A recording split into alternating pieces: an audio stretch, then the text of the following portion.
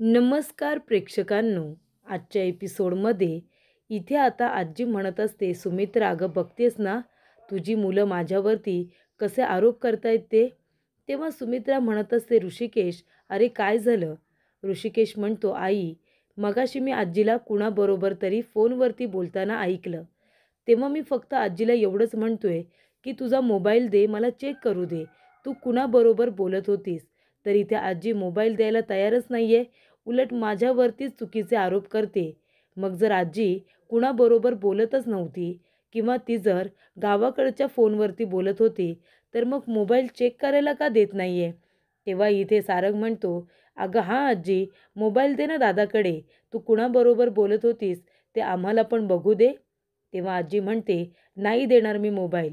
काय करायचं आहे तुम्हाला? तुम्ही सगळेजण मिळून माझ्यावरती काही झडप घालणार का? बघतेस ना सुमित्रे, तुझ्या इथे राहते म्हणून तुझी मुलं कशी बोलतायत माझ्याबरोबर, कशी वागतायत, आणि तू माझी मुलगी असूनसुद्धा गप्पपणे उभी राहिलीस आणि सगळं काही ऐकून घेतेस ना. जाऊ दे, आता मला या घरामध्ये राहायचंच नाही आहे. माझी काय किंमत केली ना या घरामध्ये ते कळले मला. आता मी जाणार म्हणजे जाणार, इथे राहणार नाही आहे मी. तेव्हा इथे आजी जात असताना जानकी जाते आणि म्हणते, आजी असं करू नका. सणासुदीच्या दिवशी घरातून कुठेही जाऊ नका. हे बघा, आधीच आपल्या घरामध्ये काही कमी वाद झालेत का? तुम्ही आता इथे रुसून कुठेही जाऊ नका. प्लीज आजी तुम्ही थांबा. हवं तर ऋषिकेशकडून मी तुमची माफी मागते. तेव्हा इथे आजी म्हणते, पण तो कसा बोलला मला, आणि रडायचं नाटक करत असते. तेव्हा जानकी म्हणते, ऋषिकेश हे बघा, तुम्ही आजीजवळ असं बोलायला नको होतं. सणासुदीचे दिवस आहेत. आजी जर रागावून गेल्या तर तुम्हाला तरी चांगलं वाटणार आहे का?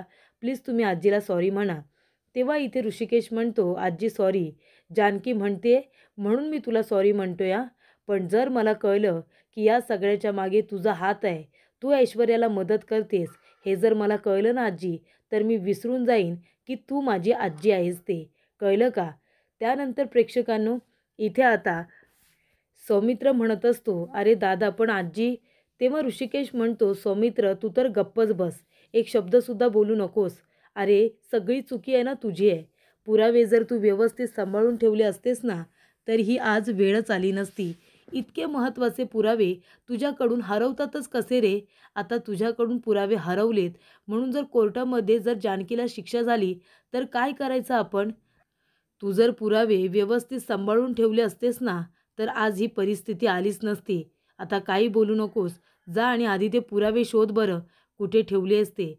तेव्हा इथे ऋषिकेश खूप जास्त चिडलेला असतो. तो म्हणतो, पुरावे जर मिळाले नाही ना, तर जानकीला शिक्षा होईल. तेव्हा प्रेक्षकांनो, इथे आता हे सगळं सौमित्रामुळेच झालेलं असतं. पण इथे अवंतिकाला किडनॅप केलेलं असतं म्हणून. पण सौमित्रने हे सत्य ऋषिकेश जानकीला सांगितलं असतं तर बरं झालं असतं. उलट इथे सौमित्र म्हणतो की मी पुरावे शोधतोय. तेव्हा जानकी म्हणते, सौमित्र भाऊजी प्लीज वाईट वाटून घेऊ नका. अहो पुरावे हरवलेत ना, म्हणून यांना काळजी वाटते. तुम्ही वाईट वाटून घेऊ नका. त्यांना असं वाटतंय की पुरावे जर नाही मिळाले तर मला शिक्षा होईल म्हणून. पण तुम्ही काळजी नका करू. आपण सगळेजण मिळून पुरावे शोधूया. पुरावे नक्की सापडतील. ते घरामध्येच असतील कुठेतरी. तुम्ही नका काळजी करू हां. तेव्हा सारंग म्हणत असतो, आज पहिल्यांदा असं झालंय ना की दादा, ऋषिकेश दादा माझ्यावरती नाही रागवला, सौमित्र दादावरती रागवला. हो ना? तेवढ्यातच तिथे ओवी येते. ओवी म्हणत असते की गुलाबजाम काका, आपण आता मंदिरामध्ये जाणार आहोत ना?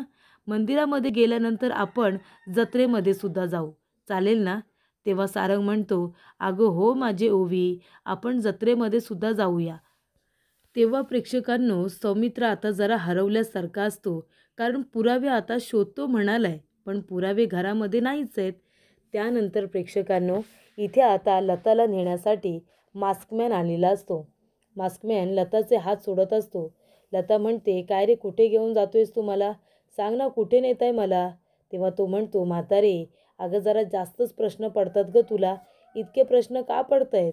तेव्हा प्रेक्षकांनो, लता म्हणत असते, माझे हात का सोडतोयस तू? कुठे घेऊन जातोयस मला? तो म्हणतो, अगं असं काय करतेस? तुझी आणि तुझ्या मुलीची भेट घडवून देतोय ना मी. तेव्हा इथे सुमित्रा म्हणत असते, बरं ठीक आहे, चला आता चला, मंदिरामध्ये जायला उशीर होतोय चला. मग तिथे आपल्याला आरतीला जायला उशीर होईल ना, वेळेवरती जायला हवं. त्यानंतर प्रेक्षकांनो सगळेजण मंदिरामध्ये जायला निघतात. तेव्हा इथे लता म्हणत असते, अरे बाबा, पण तू मला कुठे घेऊन जातोयस आणि मला का तू इथे बांधून ठेवलंयस रे?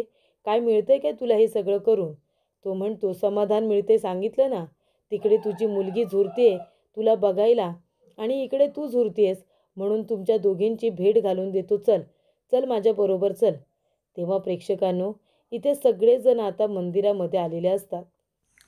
इथे आता सगळेजण आपापल्या मनामध्ये जे काही आहे ते देवी आईसमोर व्यक्त करत असतात. जे काही हवंय ते मागत असतात. तेव्हा प्रेक्षकांनो सौमित्र आता देवी आईसमोर उभा असतो. तेव्हा त्याच्या मनामध्ये विचार येतो, जेव्हा अवंतिकाला किडनॅप केलेलं असतं तेव्हा सौमित्राने ऐश्वर्याच्या विरोधातले सगळे पुरावे तिला नेऊन दिलेले असतात. ते सगळं इथे सौमित्रला आता आठवतं. तेव्हा इथे जानकी मात्र आपल्या आईसाठी मागणं मागत असते. जानकी म्हणत असते की देवी आई, एक आई आपल्या मुलांच्या आयुष्यामध्ये किती महत्त्वाची असते हे तुला चांगलंच माहिती आहे. तू सुद्धा एक आईच आहेस ना. माझी आई माझ्यापासून दूर झाली.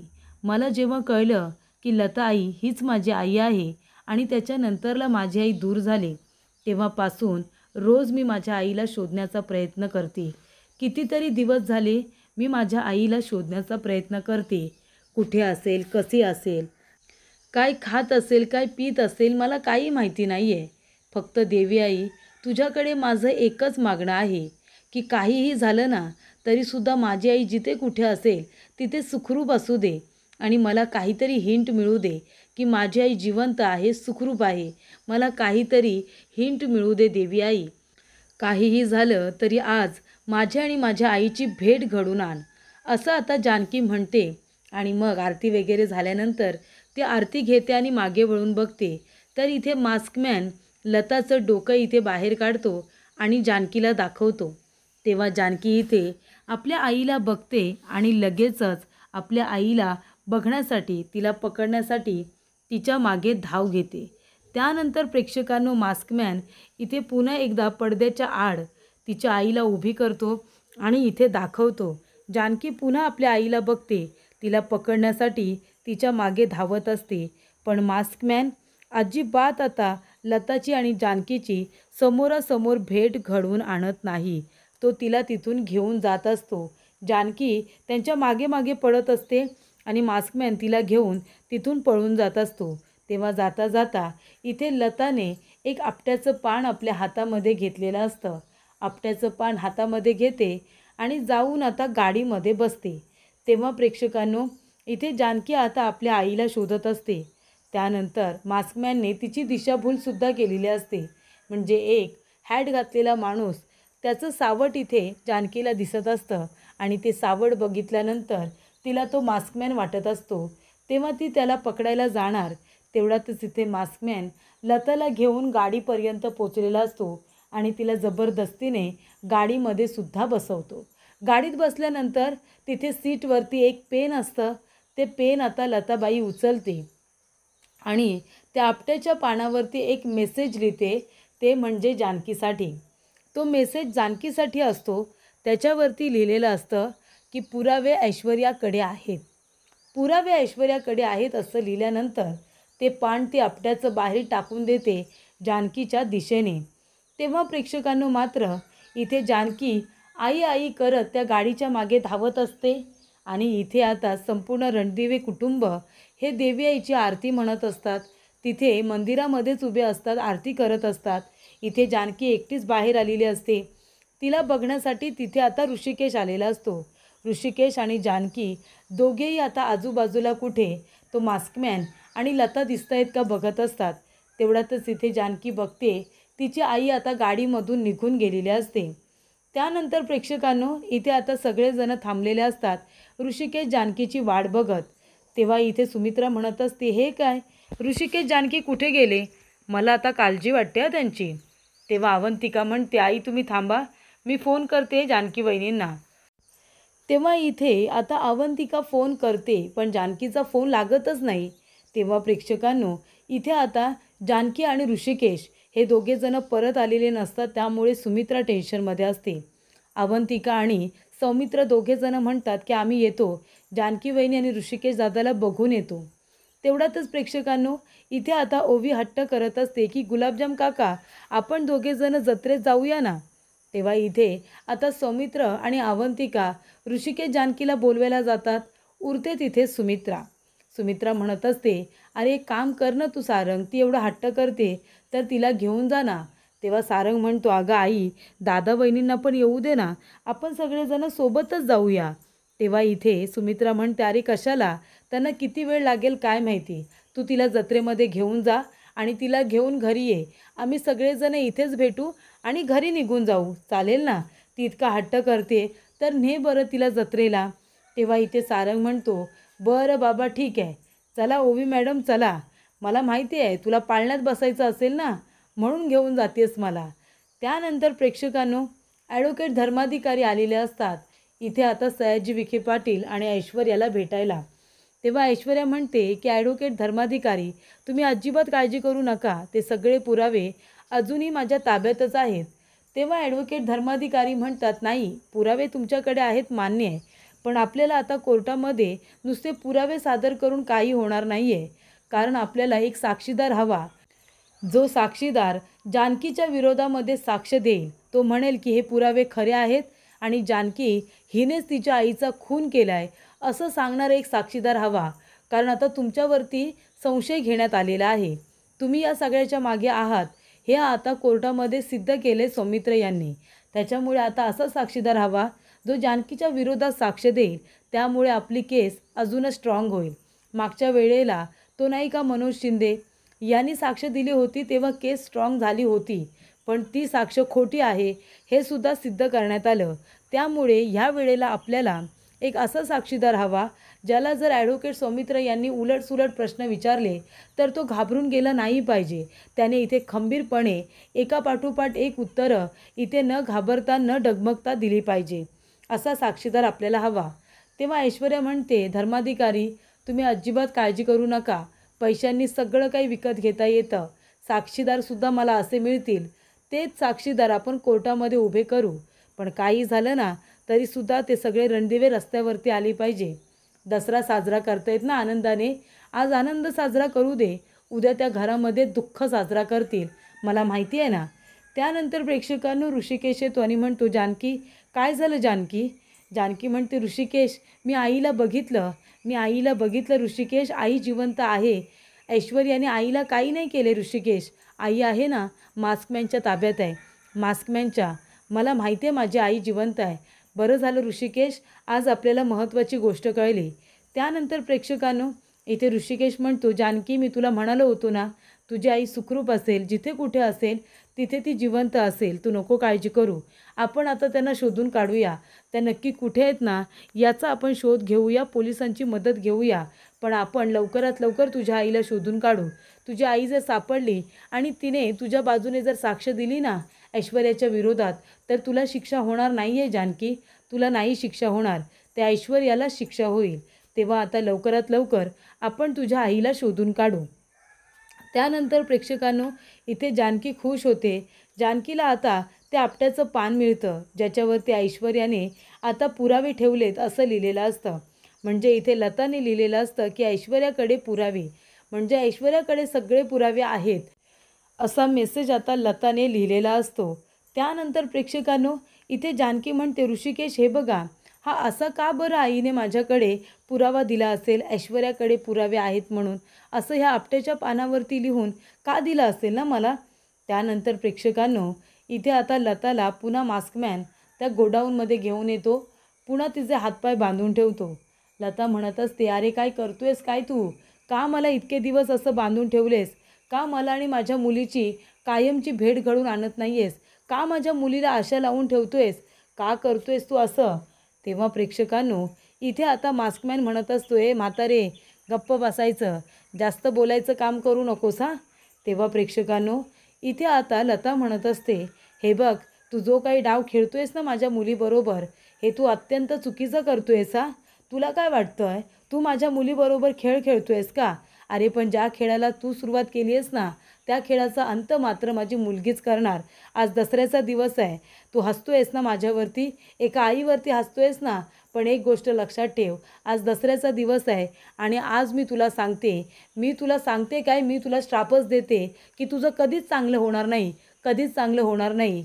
कुठल्या हेतूने तू माझ्या मुलीला आणि तिच्या कुटुंबाला त्रास देतोयस मला माहिती नाही, पण तुझा हा हेतू कधीच साध्य होणार नाही आणि माझी मुलगी आहे ना, तुला कधीच जिंकूसुद्धा देणार नाही. सुरुवात तुझी असेल रे, पण शेवट तीच करणार आणि जिंकणारसुद्धा तीच. तुला नेस्तनाबूत करून टाकेल. तुला आणि त्या ऐश्वर्याला ती कधीच जिंकू देणार नाही. कळलं ना तुला? माझ्या मुलीला उद्ध्वस्त करण्याचा जो काही तुझा प्रयत्न आहे ना, ती अरे कितीतरी संकटांना पुरून उरली आहे, सामोरी गेली. तू काय चीज आहेस? तुलासुद्धा ती पुरून उरेल, तुलासुद्धा ती हरवेल. असं इकडे लता आता त्या मास्कमॅनला म्हणत असते, त्याला श्राप देत असते. त्यानंतर प्रेक्षकांनो, इकडे आता नाना असतात. नाना म्हणत असतात, अरे ऋषिकेश, जानकी ही ओवी इतकी लहान आहे ना, ओवीसुद्धा जाताना सांगून जाते, जिथे जाते तिथे सांगून जाते आणि तुम्ही दोघेजणं न सांगता कुठे गायब झाला होतात?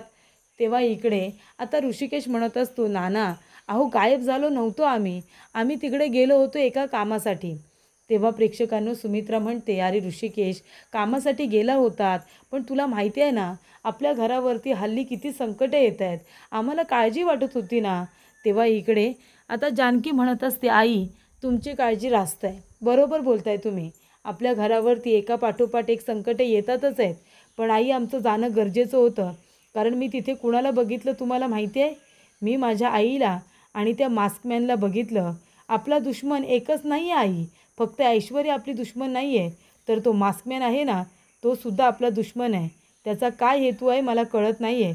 तुम्हाला माहिती आहे तो मास्कमॅन ज्याला सारंग भाऊजींनी आपल्या घराच्या बाहेर बघितलं होतं उभं राहिलेलं आणि तो आपल्या घराकडे बघत होता, तोच मास्कमॅन जो हळदीच्या दिवशी माझ्याकडे आणि ऋषिकेशकडे सुद्धा बघत होता रोखून आणि त्याला पकडण्यासाठी ऋषिकेश गेले होते. तेव्हा इथे जानकी म्हणते, त्या मास्कमॅनने माझ्या आईला किडनॅप करून ठेवले. मला कळलंय ऐश्वर्याचाच माणूस आहे तो. आणि हे बघा, माझी आई जिवंत असल्याचा पुरावा. आई जेव्हा गाडीमध्ये बसून जात होती ना, तेव्हा आईने खूपच हुशारीने तिथून एक आपट्याचं पान घेतलं आणि त्याच्यावरती माझ्यासाठी एक मेसेज लिहिला आहे, ऐश्वर्याकडे पुरावे. म्हणजे जे काही पुरावे आहेत ना ते ऐश्वर्याकडे आहेत असा त्याचा अर्थ होतो. तेव्हा ते आपट्याचं पान आता सगळेजण एक एक करून बघत असतात. तेव्हा इथे सौमित्र म्हणत असतो, याचा अर्थ संपूर्ण पुरावे ऐश्वर्याकडे आहेत असं त्यांचं म्हणणं आहे का? तेव्हा इथे जानकी म्हणते, हो ना, म्हणजे आईने असं का लिहिलं असेल, सगळे पुरावे ऐश्वर्याकडे आहेत म्हणून. पण ते पुरावे ऐश्वर्याकडे कसे काय गेले? तेव्हा इथे आता सगळेजण विचार करत असतात. ऋषिकेशसुद्धा म्हणत असतो की जर सगळे पुरावे ऐश्वर्याकडे असतील तर मग ऐश्वर्याला ते पुरावे दिले कुणी? तेव्हा इथे जानकी म्हणते, मला पण कळत नाही आहे, ते ऐश्वर्याकडे पुरावे गेले कसे? तिला तर आपण घरातून बाहेर काढल्यानंतरच पुरावे गायब झालेत ना. तेव्हा प्रेक्षकांनो, इथे आता सगळेजण विचार करत असताना अवंतिकाला काही राहत नाही.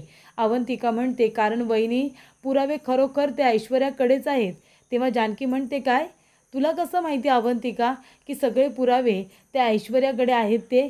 तेव्हा अवंतिका म्हणते, हो, कारण मला माहिती आहे सगळे पुरावे तिच्याकडे आहेत. तेव्हा ऋषिकेश म्हणतो, पण ते ऐश्वर्याला पुरावे दिले कुणी? कुणी नेऊन दिले तिला पुरावे? तेव्हा इथे सौमित्र आता पूर्णपणे घाबरलेला असतो. त्याच्या पायाखालची जणू काही जमीनच सरकलेली असते. कारण प्रेक्षकांनो, ऋषिकेशच्या आपण कितीतरी शेड्स त्याच्या स्वभावाच्या बघितलेल्या आहेत. एकतर खूपच जास्त प्रेमळ, हळवा, एकतर शेतकऱ्यांसाठी झटणारा, त्यांना मदत करणारा, कुठल्याही लेवलला जाऊन मदत करणारा, जीवाची बाजी लावणारा, आपल्या कुटुंबियांसाठी जीव देणारा ऋषिकेश. पण एकदा का त्याला राग आला की आपण इथे लोकांना फोडणारा, मारणारा ऋषिकेशसुद्धा आपण बघितला आहे. त्यामुळे इथे ऋषिकेशला सगळेजणच घाबरतात. त्या पद्धतीने इथे सौमित्रसुद्धा ऋषिकेशला घाबरलेला असतो. तर प्रेक्षकांनो, पुढील भागामध्ये इथे आता ऋषिकेशला कळतं की सौमित्रने पुरावे दिलेत. तेव्हा तो त्याची गचांडीच पकडतो आणि म्हणतो, का रे, का पुरावे दिलेस ते ऐश्वर्याला? तेव्हा जानकी म्हणते, सौमित्र भाऊजींनी तसं केलं नसतं तर ऐश्वर्याने अवंतिकाला मारलं असतं, तिच्या जीवाचं काहीतरी बरं वाईट केलं असतं. तेव्हा ऋषिकेश म्हणतो, जानकी आता कसे पुरावे मिळवणार आहोत आपण? तेव्हा जानकी म्हणते की कधीकधी आपल्याला पुरावे गोळा करण्यासाठी त्या माणसांसारखं बनावं लागतं. आता मास्कमॅनसारखंच बनून आपल्याला ते पुरावे मिळवायचे आहेत. त्यानंतर प्रेक्षकांनो, इथे जानकी मास्कमॅन बनून आलेली असते. तेव्हा ऐश्वर्या म्हणते, हे घे प्रॉपर्टीचे सगळे पेपर्स आणि इथे हे पैसे मला देऊन टाक, 50 कोटी रुपये. याच्यामध्ये काही कमी नको आहे मला, सगळेच्या सगळे पैसे मला हवे आहेत, असं ऐश्वर्या म्हणत असते. तेव्हा इथे जानकी म्हणते की ऐश्वर्या, जसं दिसतं तसं नसतं, म्हणूनच जग फसतं. आणि ती आता मास्क वगैरे बाजूला करते. तेव्हा ऐश्वर्या म्हणते, जानकी तू